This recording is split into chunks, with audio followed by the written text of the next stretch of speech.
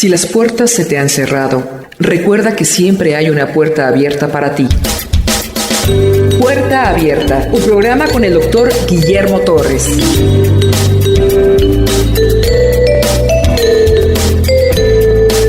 Marcos, capítulo 7. En este capítulo vamos a ver 3 escenas. Una que podemos considerarla llena de legalismo. Después otra escena llena de una desesperación desgarradora. Y una última escena de un silencio desgarrador. Como ustedes deben entender, lo que Jesús está haciendo en Galilea es sobrenatural, milagroso, nunca antes visto. Tanto que ya llamó la atención de Herodes, ya llamó la atención de las autoridades en Jerusalén, el Sanedrín, y están inquietos. Recuerden que Palestina es una provincia de Roma. Y antes que Jesús naciera, 30 años antes de Jesucristo, en un periodo de 10 años hubo como unas 12 rebeliones en contra de Roma. Estas 12 a 14 rebeliones que hubo contra Roma antes que Jesús naciera, estas rebeliones nacieron de un lugar de Palestina. Ese lugar se llama Galilea. Toda rebelión no nace de Judea ni Jerusalén, nace de Galilea. Esto fija un antecedente muy malo para el lugar donde Jesús está predicando y alborotando a algunos 25,000, 30,000 que lo siguen, ya sea por los milagros que hace, ya sea porque les da panes y peces, sea por lo que sea, hay un tumulto. Se acerca una Pascua en la cual Jerusalén, que tenía normalmente 100,000 habitantes, en las Pascuas aumentaba a 1,000,000 de habitantes, 1 a 10. De tal manera que las Pascuas eran muy tensas para Roma y para los judíos. ¿Qué quiero concluir? Que no conviene ningún tipo de subversión política o social, llámese tumultos, porque Roma puede fijar la mirada y puede destruir ese país, en este caso Palestina. Ya todo lo que ha causado la expectativa y revolución que ha causado Jesús en Galilea, ya se sabe en el Sanedrín, en la máxima autoridad en Jerusalén, y han mandado a una comitiva, estrictos como son ellos, fariseos, saduceos y escribas, que son los intelectuales. Ese grupo ha llegado a Galilea y se va a enfrentar directamente y cara a cara con ese Galileo, de donde nada bueno podría salir. Galilea, dicho por uno de los apóstoles del Señor. Este grupo de fariseos empezaron a observar a Jesús para ver si incurrían en una falta en la ley. Moisés dio una ley escrita, pero también dicen que dio una ley oral que fue de generación en generación. Y esa ley oral, cada quien le fue poniendo y agregando a su gusto. Y se le llamó tradición de ancianos o mandamientos de hombres. Y este va a ser el debate entre Jesús y los representantes del Sanedrín. ¿Cuál fue el problema? Los discípulos de Jesús comían pan sin lavarse las manos. Y eso lo prohibía las ordenanzas de los ancianos o leyes orales. No es que Jesús y sus discípulos no se lavaran las manos desde el punto de vista higiénico antes de comer. Sí se lavaban las manos y comían. Pero al lavado de manos que se está refiriendo los fariseos es un lavamiento de manos litúrgico, que no estaba en la ley de Torá, pero sí estaba en el de mandamientos de hombres. Eran muy complejos estos. Usted recordará que en las bodas de Canaán había, creo que 6 o 7 tinajas de agua, que fueron convertidas en vino. Un verdadero cambio de sustancia, de agua a vino. Esas tinajas servían no para estar tomando agua, era para los lavamientos de manos. Hay alguien que la describe, Josefo, que es un historiador romano, dice que antes de comer, los fariseos ponían las manos con los dedos para arriba. Alguien les echaba agua Ya que llegaba el agua a las muñecas, ellos hacían esto y entonces le derramaban más agua. Luego con la mano opuesta y con el puño cerrado empezaban a frotar la mano que le había caído el agua. Después de esto no usaban una toalla para secarse, sino que tenía que secarse moviendo las manos. Hay quienes eran tan estrictos en estas leyes que entre plato y plato repetían el mismo ritual. Creo que era más lavadera de manos que comer. Y esto hacía que ellos se sintieran limpios ante Dios. Esto es legalismo. ¿Qué es el legalismo? El que tú tienes que cumplir un tipo de ritual, ya sea que te lo mande tu conciencia o que alguien te lo enseñó para sentirte que has cumplido con Dios. Cuando aquí podemos ver el corazón del evangelio, que nadie puede hacer nada para salvarse. Tus buenas obras no te van a salvar. Es la gracia de Dios en ti lo que te va a salvar. Hagas los rituales que hagas, Las obras buenas son buenas, pues sí, para el Señor son buenas. Acuérdate que tú haces obras buenas porque ya eres hijo y eres aceptado. Y no haces cosas buenas para ser aceptado como hijo. Esto es lo que marca la diferencia entre el cristianismo y el resto de todas las religiones del mundo, en las cuales tú tienes que hacer algo para salvarte. El cristianismo dice, solo cree y verás el reino de los cielos. Y el hombre que cree, por supuesto, de manera natural, por la nueva naturaleza, aunque lucha con la vieja naturaleza, hace cosas buenas. A este extremo habían llegado estos hombres cada vez que iban a la plaza o salían de casa y pensaban que se habían contaminado, volvían, aunque sea no antes de comer, pero se lavaban las manos. Y este es el rechazo que le están haciendo a los discípulos del Señor Jesús, representantes del Sanedrín. Vamos al texto, ¿les parece? Capítulo 7. El tema aquí es lavado de manos, el tema aquí es legalismo contra gracia. A veces tú sientes que algo tienes que hacer para que Dios te lo reciba, ¿no es cierto? A veces hay gente que pasa por una iglesia y se persigna y dice, ya estoy bien, ya me siento mejor. O prende una luz, una veladora, algo, alguien siente que ya está bien. Y todas esas cosas que no las pide Dios. Lo que Dios quiere es un corazón arrepentido. Pero el hombre no se puede arrepentir. Entonces, como el hombre no se puede arrepentir, que es metanoia, Dios a los que amó les da metanoia y se arrepienten. Tienen cambio de mente. Y una vez que tienen cambio de mente, tienen una nueva naturaleza. Pero el problema es que esa nueva naturaleza que es en Cristo, nueva criatura, está dentro de un saco de carne que es vieja naturaleza. Y esa vieja naturaleza llamada cuerpo todavía pide sus dividendos. Ese cuerpo en el cual vivimos con una mente nueva es la lucha que se da entre la carne y el espíritu, de la que habla Romanos capítulo 7. El mal que no quiero hacer, eso hago. Y el bien que quiero hacer, no hago. Santiago lo retrata bien, Santiago 1:16 dice la concupiscencia de nosotros. ¿Qué es la concupiscencia? El deseo de pecar que existe en nuestra carne, en nuestro viejo hombre, que vive con una nueva naturaleza. Y entonces está luchando contra sus deseos. Alguien peca porque tiene deseos de pecar, pero puede tener la voluntad de no pecar o sí pecar. Tengo deseos de vengarme de aquel que me lastimó, pero soy nueva criatura, sí, pero ahí está la lucha. Tú sabes si obedeces o no. O sea, al que ya tiene metanoia, nuevo nacimiento, a ese sí se le pide que se arrepienta de sus pecados, que no peque. Pero a alguien que está muerto en pecados, no se le puede pedir.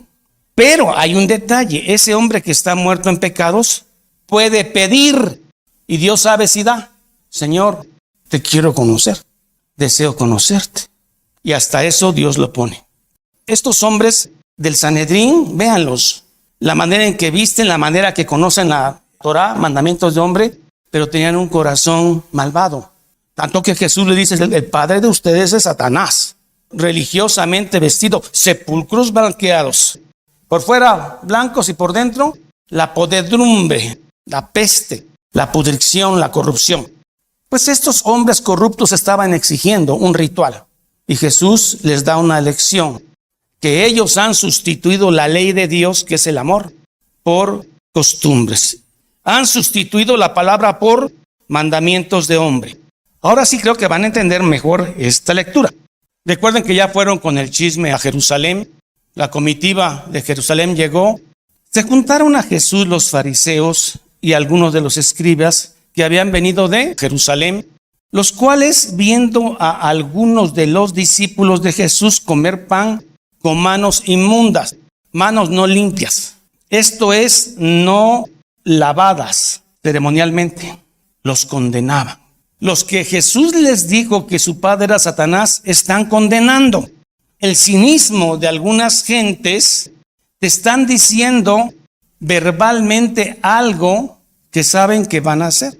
Yo jamás mataría a alguien, es porque te va a matar. Jamás le robaría yo a alguien, es porque te va a robar. Porque perverso es el corazón humano, desesperadamente malvado. Dice, porque los fariseos y todos los judíos, aferrándose a la tradición de los ancianos, si muchas veces no se lavan las manos, no comen. O sea que el ritual lo repetían una y otra vez hasta sentirse puros y justificados. Ese es el legalismo, tener que hacer cosas para que Dios te ame. ¿Qué tiene que hacer tu hijo para que lo ames? ¿Portarse bien? ¿Y se porta mal, qué? ¿Lo dejas de amar? Las ovejas negras son las que más amas, las que más te preocupan. Lo amas y punto. Si ustedes que son malos, dice Jesús, si su hijo les pide un pan, ¿le dan una piedra? Si ustedes que son malos, si su hijo le pide un pescado, ¿le dan una serpiente? No. Entonces, ¿por qué no confían en aquel que sí es bueno? Y volviendo de la plaza, los fariseos, si no se lavan, no comen. Hubo un fariseo que murió, lo habían encarcelado, todos los romanos empezaron a darle su comidita en la cárcel y su agua, pero el agua no la bebía, la usaba para lavado de manos. Entonces no tomaba agua y se murió por falta de agua. Y volviendo de las plazas, si no se lavan, no comen. Y otras muchas cosas hay que tomaron para guardar, como son lavamiento de los vasos. Había una forma de lavarlos. Y los jarros, y los lechos, las camas. Había una forma de hacerlo que le agradaba a Dios. Y para eso los fariseos eran expertos. Pero tenían un corazón malvado. Entonces dice, le preguntaron pues los fariseos y los escribas, ¿por qué tus discípulos no andan conforme a la tradición de los ancianos? Fueron honestos, tradición de ancianos. Por eso nosotros creemos en solo escritura, no más tradición, porque no sé ni quién las pensó, ni quién las estableció en qué año. Solo escritura, lo que Dios ha revelado en su Biblia, no tradición. El evangelio que se nos trajo a México, América Latina, fue Biblia más tradición. El evangelio que llegó a Estados Unidos a través de los puritanos, que fueron corridos de Inglaterra, llegó solo escritura. Le preguntaron pues los fariseos y los escribas, ¿por qué tus discípulos no andan conforme a la tradición de los ancianos, sino que comen pan con manos inmundas, sin actos religiosos? Bueno, Jesús tiene la autoridad para decirle al pan, pan y al vino, vino. Hipócritas. Jesús no tiene por qué andar quedando bien con los hombres, aunque sean quienes sean. Estos eran fariseos de alcurnia, adinerados, respetabilísimos. Y Jesús les dice, hipócritas. Bien profetizó Isaías 600 años antes. Usted, pueblo, me alaba de boca, pero su corazón está lejos de mí. Pues en vano me honran con doctrinas de hombres y han dejado la ley de Dios. Porque dejando el mandamiento de Dios, os aferráis a tradición de los hombres. Nosotros hacemos solo escritura. Si a esto le agregas tradiciones y rituales de hombre, estás diciendo que la gracia no es suficiente, que tienes que hacer algo por salvarte, ya sea lavarte las manos, ya sea hincarte, ya sea ayunar. ¿Es malo ayunar? ¿Es malo hincarse? No, pero cuando te lo dan como una regla para salvarte, sí es malo. Si lo haces porque te nace y quieres dejar de comer 3 días, pues hazlo porque Dios te lo ha puesto. Pero ya después de 3 días que vengas a imponer a otros 3 días, eso sí es legalismo. Es cosa de meterse al fariseísmo antes de Jesús, y había una de mandamientos absurdos. Esto lo podemos trasladar ahora, y podemos decir que hay gente que piensa que habla lenguas que no son lenguas, que eran lenguajes, o que durante un culto se cae y se revuelca, que piensa que el Espíritu lo tomó. ¿Y qué más tienes que hacer? Tienes que diezmar, ofrendar, primicias para que seas salvo. Es solo por gracia. Y lo que menos le interesa a Dios es tu billetera. A Dios le interesa tu corazón, contrito y humillado, arrepentido, humilde, sencillo. Les decía también, bien invalidáis el mandamiento de Dios. Hay otro ejemplo que pone el Señor, y es el 5º mandamiento. Honrarás a tu padre y a tu madre, pero además añade promesa para que tenga largura de días. No se dice que vivas mucho, vives bien con el Señor. Algo que debemos enseñar en esta época posmoderna es que los hijos honren a sus padres. Hoy se han vuelto jueces, se han vuelto tiranos de los padres. 2 décadas, 3 que nos precedieron de psicología secular dice que al niño no se le toca. El niño puede tirar cortinas, rayar paredes, déjenlo para que su psique se desarrolle. No.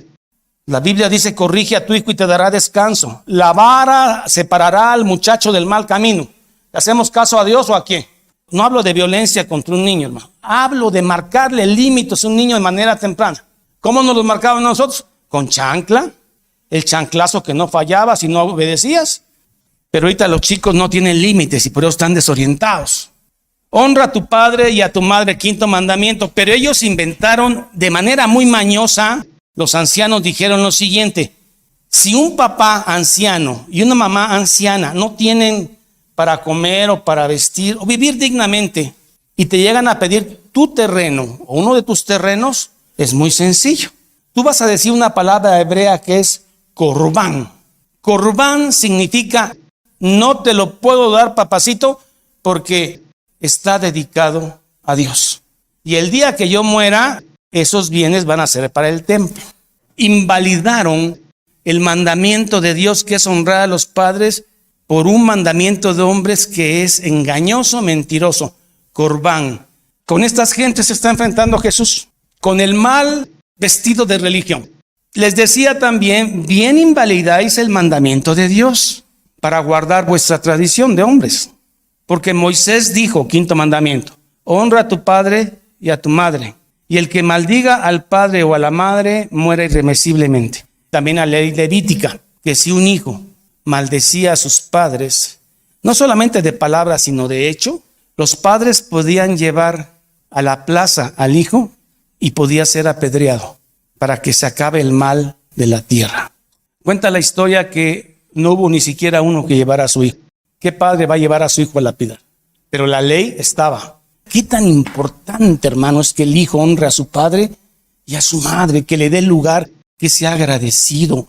Nosotros nos enseñaron una tradición familiar. Nosotros nos encontrábamos a mi papá, buenos días papá, y le daba su beso en la mano. Hoy te lo pueden catalogar como abuso infantil. Decía también un cuento que me contó una tía abuela. Ella me decía que un hijo estaba arrastrando a su papá en el corredor de los cabellos, porque lo quería sacar de su casa. Y entonces el papá le dijo al hijo, hasta aquí, hijo, porque hasta aquí arrastré yo a mi padre. Honra a tu padre y a tu madre. Verso 3, invalidando la palabra de Dios con vuestra tradición que habéis transmitido, y muchas cosas de estas semejantes haces. ¿Cómo va a estar de acuerdo el Señor con esto? Y ahora se dirige a la multitud, le da la espalda a los religiosos, al Sanedrín o representantes, saduceos, fariseos, escribas, intelectuales. Le da la espalda y se dirige a la multitud y les dice, todo esto todavía en Galilea, y llamando así toda la multitud les dijo, oídme todos, entended, nada hay fuera del hombre que entre en él que lo pueda contaminar, llámese alimentos o llámese platos o llámese manos sucias. No está hablando de higiene y no está hablando de bacterias ni de virus, está hablando de un tema espiritual. Nada hay afuera que tú comas que te contamine espiritualmente. Pero aquí va a dar luz, porque lo que sale del corazón es lo que contamina al hombre. Si alguno tiene oídos, oiga. ¿Qué está diciendo? Que el mal no está afuera, que el mal está adentro. Y esto contradice las doctrinas humanistas posmodernas que dicen que el mal está afuera y que el niño nace bueno, blanco, inmaculado y se va pervirtiendo en la sociedad. Claro que la sociedad influye, pero el mal se trae. Es cosa de dejarlos crecer. Ya ves las doctrinas hinduistas y estas de reflexión, tienes que ver adentro. Tienes que buscar tu camino dentro de ti. Adentro está la verdad. Y esos y otros más rollos humanísticos, teológicos y religiosos. Haz una pausa e introdúcete y ve qué hay en ti y modifícalo como si tuvieras poder. Y Jesús dice lo contrario. Jesús te dice que hay dentro de ti. Cuando se alejó de la multitud y entró en casa, le preguntaron sus discípulos. La parábola no la entendieron los discípulos, para variar. Él les dijo, ¿también vosotros no entienden? ¿No entendéis que todo lo que de fuera que entra en el hombre no le puede contaminar? Hablo espiritualmente, porque si usted se toma unos tacos sucios con salmonela, le va a dar diarrea. O si no se lava las manos, también se va a enfermar. Estamos hablando espiritualmente. ¿No entendéis que todo lo de fuera que entra en el hombre no le puede contaminar? Porque no entra en su corazón, sino que esto, ¿dónde entra? En el estómago y de ahí al intestino y de ahí a la letrina. Esto decía, haciendo limpios todos los alimentos. Alimentos kosher, alimentos que estuvieron prohibidos en el Antiguo Testamento. El pueblo que acaba de salir de Egipto, el pueblo judío, con Moisés, y que aprendió a comer en Egipto. Ahí se comía todo, lagartijas, lo que hubiera se comía. Y ellos son sacados de Egipto, vagabundean 40 años comiendo maná, pero ya van a entrar a Canaán. Y en Canaán hay una idolatría bruta. Y entonces Dios quiere que este pueblo que Él eligió sea diferente religiosamente, un solo Dios, en su forma de vestir y actuar y en su forma de alimentarse. Por eso dice, no coman esto y no coman esto, porque esto lo comen los cananeos. Por ejemplo, los cananeos hervían al cabrito en la leche de su mamá, lo hervían en lugar de agua. Eso los caracterizaba mucho. Y usted dice, ustedes no harán así. Pero era un tema de distinción social. Ustedes son el pueblo elegido. Pero en sí, el alimento no es impuro. Si usted analiza todos estos alimentos, son proteína. Diferentes tipos de son proteínas. Eso no te hace impuro. Lo que te hace impuro es tu corazón. 19, porque no entra en su corazón, sino el que entra y sale a la letrina. Esto decía, haciendo limpios todos los alimentos. Pero decía que lo que del hombre sale, esto contamina al hombre. O sea, que el hombre contaminado, al sacar lo que es, va a contaminar. Todo hombre es igual. Todo lo que saca de su corazón está contaminado. Dios dijo, el mal no está afuera, el mal está adentro, está en ti. El hombre nace malo. Vamos a ver qué significa ese todos. Romanos 3:9. ¿Qué pues somos nosotros mejores que ellos? ¿Somos mejores los judíos que los otros? En ninguna manera, pues ya hemos acusado a judíos y a gentiles. O sea, el mundo en esa época se dividía en dos tipos de gentes, teológicamente hablando, los judíos y el resto del mundo. Aquí cuando dice judíos y gentiles está englobando a todo el mundo y dice, ya hemos acusado a judíos y a gentiles que todos están bajo. ¿Qué más dice? Como está escrito, no hay justo ni aún uno. El único que nació bueno y que podía hacer el bien y el mal fue Adán y Eva. Pero después de la caída quedamos contaminados y no, como dice San Agustín, no podemos dejar de pecar. Y cuando nos damos cuenta que no podemos dejar de pecar, aunque nuestro espíritu nuevo lucha, nos desesperamos. Y entonces para fingir que somos buenos, nos vestimos de religiosos y de legalistas. Y hacer ver a la gente qué tan blancos son nuestros uniformes de religiosos cuando sabemos que pecamos. Que si no fuese por la gracia de Dios en los que hemos nacido de nuevo, pecaríamos de una forma sin dolor. En cambio, el cristiano lucha contra el pecado que humilla. Porque a veces llevas 30 años de cristianos y crees que traes un nivel y de repente pasa algo en tu vida donde la riegas tan horrible que dices, Señor, yo pensé que iba en 5º año y voy en kinder. No es eso, es tu corazón. No le estoy hablando para que ustedes se vayan a pecar. Qué padre, ¿no? A pecar, ¿no? No, que luche contra el pecado. Como está escrito, no hay justo ni aún uno. Seguimos, 3:11. No hay quien entienda, si no es que Dios lo hace entender. No hay quien busque a Dios, si no Dios hace que tú lo busques. Todos se desvían, todos, judíos y gentiles, se hicieron inútiles. No hay quien haga lo bueno, no hay ni siquiera uno, ni uno. Eso es lo que somos. Con su lengua engañan, veneno de áspides debajo de sus labios. Y ahí viene la lucha espiritual. El espíritu está puesto, pero la carne es débil. Lo malo es no reconocer que todavía tienes un hombre anterior que está luchando por pecar. Y un hombre que nació de nuevo y que creyó en Cristo y que no quiere pecar. Y ahí se establece esa lucha que termina hasta el último día de tu vida. Lo peligroso es cuando trata de disfrazar con legalismo el decir que ya eres puro, o al menos más puro que otros. Eso es un grave problema. Porque de dentro del corazón de los hombres salen los malos pensamientos, los adulterios.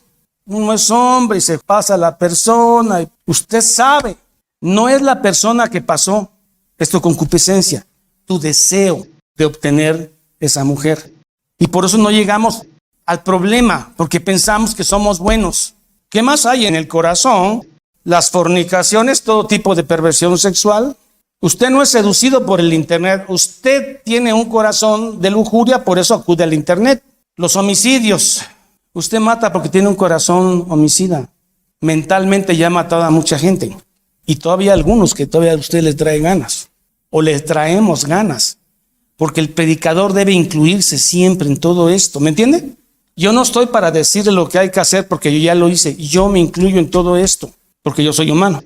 Los hurtos, robos, la avaricia, las maldades, el engaño, la lujuria, la lascivia, la envidia, la maledicencia, la soberbia, la insensatez, no es de afuera. Es que yo lo vi, por eso lo aprendí, porque yo nací blanco. Pero pues al ver a la gente así fui aprendiendo, venía en ti. Pero Dios te puede dar un corazón nuevo que va a luchar contra el viejo hombre. Todas estas maldades de dentro salen y contaminan al hombre, que ya está contaminado. Pero este hombre al sacar eso contamina a otros y luego la contaminación de otros se nos viene para acá. Y entonces el problema son los urbaneros, el problema son los taxistas que no son educados, el problema son ellos, no. El problema eres tú, que no los soportas, ni los toleras. Ellos, si la gente no fuera mala, este mundo sería otra cosa. Pero había que sacarte primero a ti o a mí. Si van a sacar malos, van a empezar conmigo. Somos malos todos, pero Dios nos ha dado una nueva naturaleza y entonces luchamos cada día por no pecar. Y pecamos. Ese es el diagnóstico de Jesús. Aparte están los de psiquiatría y todos estos filósofos, no.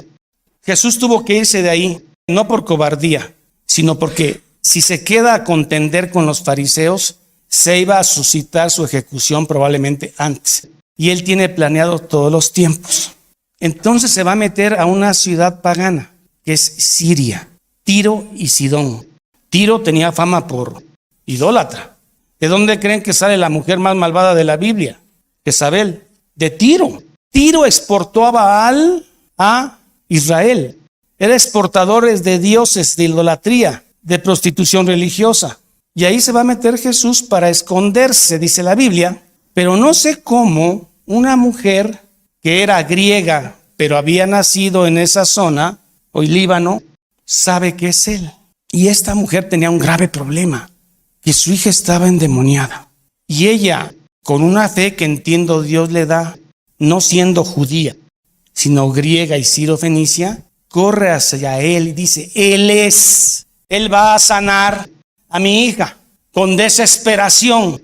La desesperación te lleva a la fe. Cuando tus recursos se acabaron, económicamente ya no puedes, emocionalmente ya no puedes. tus relaciones ya no pueden. Entras a una etapa que es la desesperación, sin esperanza. Y entonces, normalmente te despersonalizas, hasta pierdes la vergüenza. Y esta mujer así estaba, porque el único que podía sanar a su hija, la ignora. Quien da más detalles de esto es Mateo, más que Marcos. Mateo 15, 21 al 28, para que vea cómo Mateo agrega unos detalles que Marcos no. Yo se los leo en Marcos y luego pasamos a Mateo. Yo les leo Marcos. Levantándose de allí, de Galilea, se fue a la región de Tiro y de Sidón, Siria. Y entrando en una casa, no quiso que nadie lo supiese, pero no pudo esconderse. Porque una mujer cuya hija tenía un espíritu inmundo, luego que oyó de él, vino y se postró a sus pies. Diferencia con los fariseos que habían llegado de Jerusalén, que estaban altivos. Y esta mujer es pagana, La mujer era griega y siro-fenicia de nacimiento. Le rogaba que echase fuera de su hija el demonio. Pero Jesús le dijo, deja primero que se sacien los hijos, los judíos, porque no está bien, no es correcto tomar el pan de los hijos, o sea, los judíos. Primero se le iba a predicar a los judíos y echarlo a los perrillos. Aquí hay una diferencia en la palabra perrillos, no es perro. El perro normalmente era una bestia común en las calles, andaba sarnoso, y aparte era el perrillo. El perrillo era la mascotita que alguien podía tener bien alimentada, bien cuidada. Está uno comiendo y llega el perrito, ¿no? Te pone las manos, y quiere comer, y uno está comiendo. Jesús está hablando en parábola. Está hablando de perrillos, está hablando de mesa, está hablando de los hijos. Y esta mujer es tan valiosamente inteligente que capta eso y le responde en parábola. Como ni los discípulos habían podido hacer, le responden parábolas. También los perrillos nos alimentamos de las migajas que caen de la mesa. Esto quiere decir que todavía no era el tiempo de los gentiles. Después de que Jesús muere y resucita, dice, id y predicar a todo el mundo, de todo tribu, lengua y nación. Pero este no era el momento. Entonces le dijo él, por esto que acabas de decir, que ni mis discípulos lo han dicho, ni los fariseos que vinieron de Sanedrín han podido hacer. Y tú, cananea, por eso que has dicho, tu hija está sana. Mateo 15, del 21 al 28. Hay algunas diferencias. Saliendo Jesús de allí, se fue a la región de Tiro y de Sidón. Y he aquí una mujer cananea que había salido de aquella región. Primero, clamaba, diciéndole, Señor Dios, Hijo de David, ten misericordia de mí, porque lo que sufre mi hija lo sufro yo. Mi hija es gravemente atormentada por un demonio. Pero Jesús no le respondió la palabra. ¿Qué quiere decir eso? No la tomó en cuenta, no la vio y no le contestó. Y uno viene aquí a pedir un favor. No son formas de tratar a alguien, pero hay una diferencia. Esta mujer está desesperada. Ya perdió el maquillaje, se despersonalizó, está sufriendo porque su hija sufre y no importa la supuesta humillación, ella sigue. Entonces, acercándose a sus discípulos, los 12, le rogaron diciendo, despídela, pues da voces de nosotros. ¿Cómo grita? Esos gritos que tiene, qué feos. Ya cállala, Señor Jesús, despídela. Seguimos. Él respondió y dijo, vino un segundo embate para la mujer. No soy enviado sino a las ovejas perdidas de Israel. Entonces ella vino y se postró ante él desesperada, diciendo, socórrame. Dime lo que quieras, pero sana a mi hija, socorro. Yo sé que no todos se convierten por dolor, pero de algo estoy seguro que en algún momento estuviste desesperado por conocer la verdad y gritaste, socórreme. Todo lo que he aprendido no da la verdad. Socórreme. ¿Cómo puede un hijo de un hombre religioso que nunca ha sufrido los embates de la vida, solo conoce a Dios por teoría, por lo que en la escuela dominical han enseñado, pero nunca ha estado desesperado? ¿Cómo puede él entender estas cosas? Solo si Dios se las hace ver. Pero si no es de una manera milagrosa que Dios lo haga nacer, ¿socórreme de qué? Si toda mi vida he estado detrás de un internet, de una computadora, no me la paso mal, tengo un futuro brillante, ¿socórreme de qué? El sufrimiento. Y la desesperación es una de las herramientas que a veces Dios usa para llevarte al camino angosto. Y hay veces que no las usa para los que no son. ¿De qué puede estar desesperado un niño de 17 años que asiste a una iglesia? Solamente puede suceder cuando Dios le enseña lo que acabamos de ver, le enseña su corazón. Dice, mira, esto es lo que hay en tu interior. ¿Quieres seguir con eso? Y entonces el joven dice, no. O el joven puede decir, pues no lo veo tan mal, todos son así. Hay que vivir la vida, seguir adelante. Pero puede ser que un joven, cuando Dios le enseña su corazón, dice, necesito ser limpio. Señor, socórreme. Señor, mira, no te voy a dejar ir. Te voy a tomar de tu manto y sean que me arrastres en todo tiro.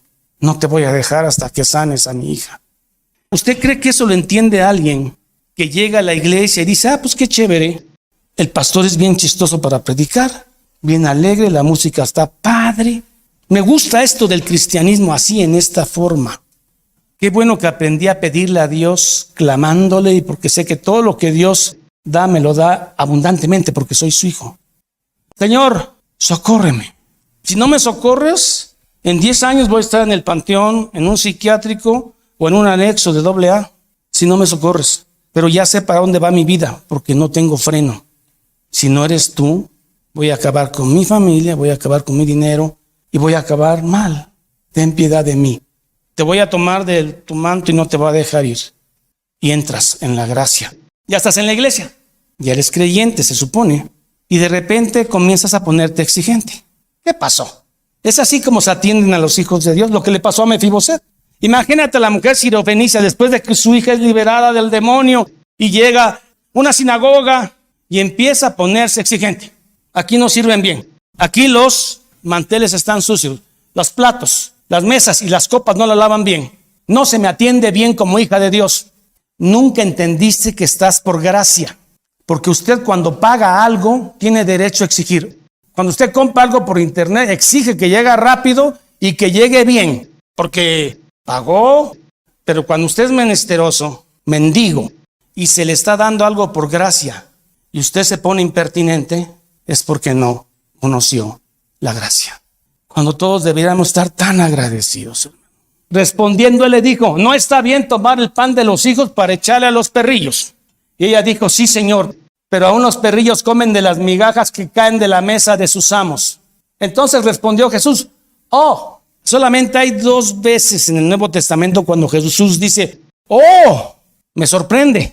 Y es aquí y con el centurión, que le dijo, no es necesario que entres a mi casa, solo porque soy pecador. Solo con que digas una palabra, mi siervo va a sanar. Grande es esta fe. Y aquí, donde él dice, con una mujer cananea, mujer, grande es tu fe. Fe que Dios le dio. Hágase contigo como quieres. Y su hija fue sanada. Terminamos con el sordomudo. Se sale de Tiro, se viene baja, llega al mar de Galilea y se mete en Decápolis. Y ahí le presentan un sordomudo. Vivir años en un mundo de silencio, donde todas las gentes mueven las bocas y no sabes qué dicen, y no conoces la música, que es tan hermosa, y luego no puedes articular bien palabras. Este era sordo y tartamudo, porque decía uno que otro vocablo. Él no pudo, como la mujer sirofenicia, pedir socorro. Pero hubo otros en misericordia que se lo llevan a Jesús. Y vea el contraste con la sirofenicia, porque ahí viene una enseñanza.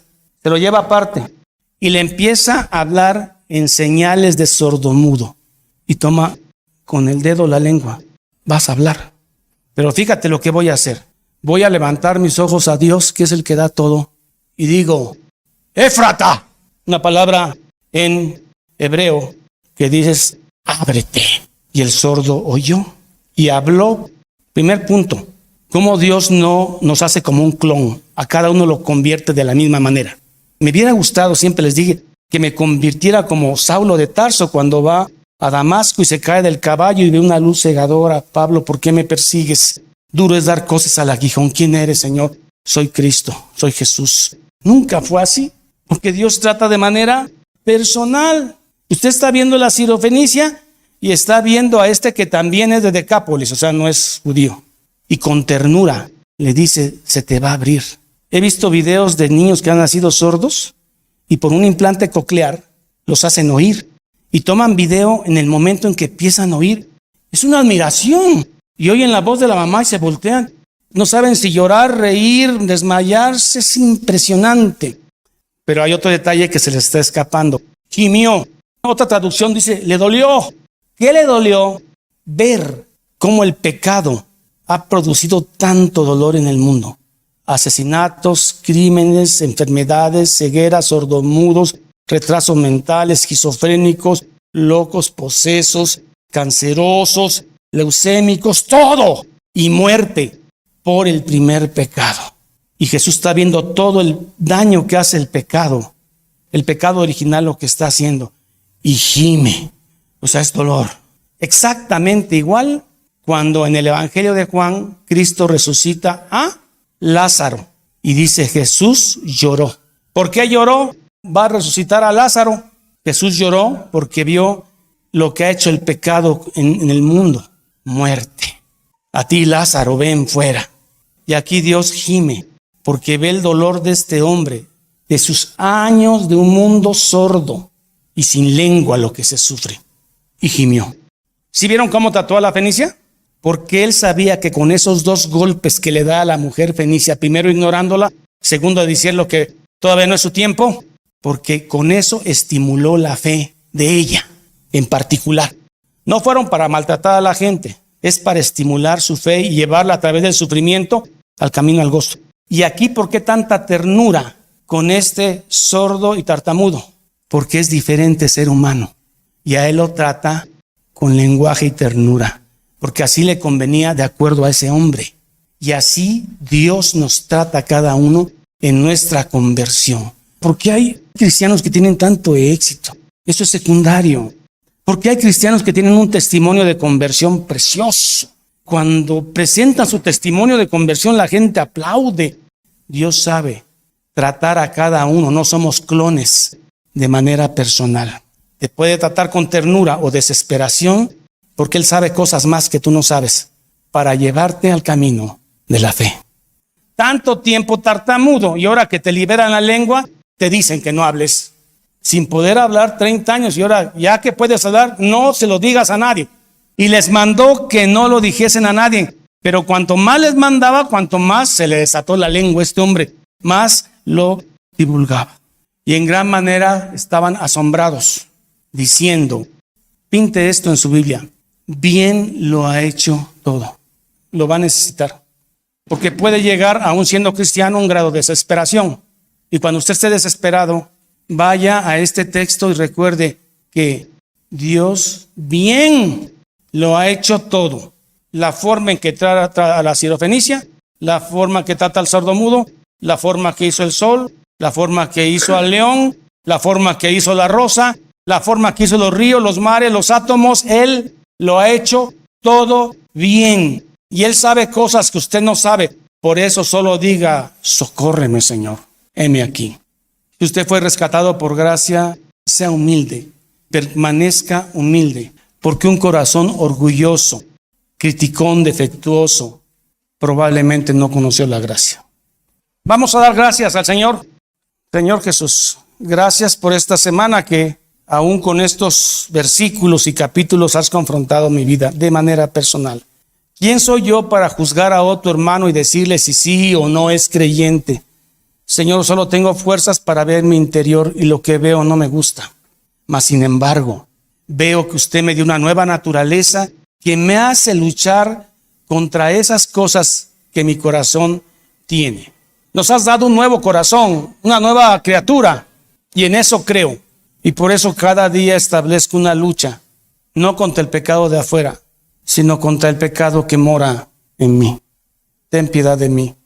Socórreme aún más, porque ahora entiendo la verdad que no entendía antes. Socórreme, Señor.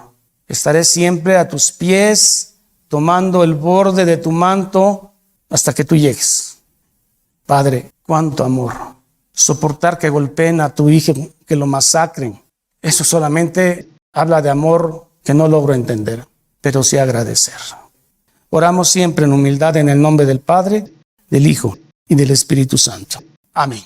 Vamos a despedirnos con las bendiciones ya conocidas, Números y Corintios. Jehová te bendiga y te guarde. Jehová haga resplandecer su rostro sobre ti y tenga de ti misericordia. Jehová alce sobre ti su rostro y ponga en ti paz. Corintios dice así: la gracia del Señor Jesucristo, el amor de Dios y la comunión del Espíritu Santo sean con todos vosotros. Y el pueblo dice: amén. Jehová es mi pastor, nada me faltará. En lugares de delicados pastos me hará descansar. Junto a aguas de reposo me pastoreará. Confortará mi alma. Me guiará por sendas de justicia por amor de su nombre. Aunque ande en valle de sombra de muerte, no temeré mal alguno, porque tú estarás conmigo. Tu vara y tu cayado me infundirán aliento. Aderezas mesa delante de mí en presencia de mis angustiadores. Unges mi cabeza con aceite, mi copa está rebosando. Ciertamente el bien y la misericordia me seguirán todos los días de mi vida, y en la casa de Jehová moraré por largos días. Salmo 23. Esta es la paz que Dios te da a través de su palabra. Busca un grupo de personas que te ayuden a leer e interpretar la Biblia. Te invitamos a escuchar el programa Puerta Abierta con el doctor Guillermo Torres, pastor de la iglesia La Familia de Dios. Todos los días por esta estación.